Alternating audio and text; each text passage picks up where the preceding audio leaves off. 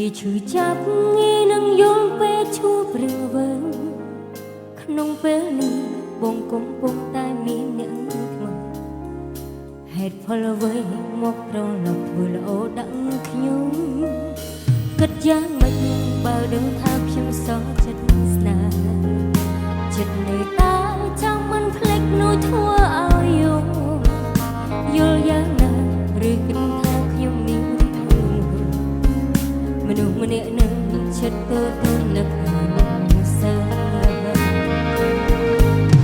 នៅតែមិនយកចិត្តបងថាមកវិញធ្វើអ្វីមិននឹកក្រាញ់ចិត្តអ្នកថ្មីតាអារម្មណ៍គេយ៉ាងណានៅតែមិនទាន់ច្បាស់លាស់ថាបងស្រឡាញ់អ្នកណាប៉ុន្តែសង្សារបងគឺជាគេយកចិត្តទុកដាក់អ្នកចាំបងគេធំមនុស្សហា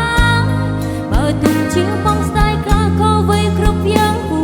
ពេលនេះមនុស្សបងត្រូវខែមិនមែនជារូបអូនទេតែគឺជារូបគេ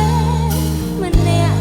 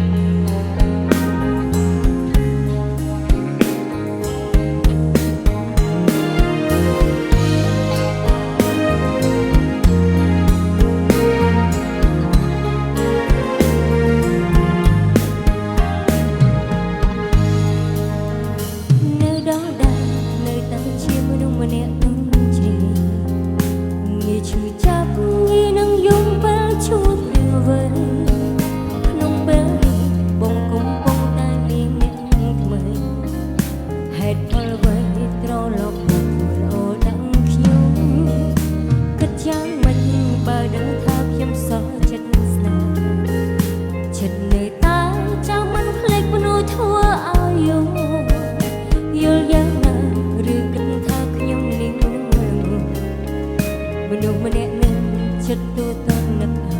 នុសានៅតែមិនយល់ចិត្តបងថាមកវិញធ្វើអ្វីមិននឹករាក់ចិត្តអ្នកថ្មីតាអារម្មណ៍គេយ៉ាងណានៅតែមិនទាន់ច្បាស់លាស់ថាបងស្រឡាញ់អ្នកណាប៉ុន្តែសង្សារបងគឺជាគេយកចិត្តទុកដាក់អ្នកចាំបងគេធំមនុស្សហើយបើទូជាបងស្ដាយក្រក៏វ័យគ្រប់យ៉ាងហួពេលនេះមនុស្សបងដឹងខែមិនមែនជារូបអូនទេតែគឺជារូបគេម្នាក់នៅតែមិនយល់ចិត្តបងថាមកវិញធ្វើអ្វីមិននឹកក្រាញ់ចិត្តអ្នកថ្មីតាអារម្មណ៍គេយ៉ាងណា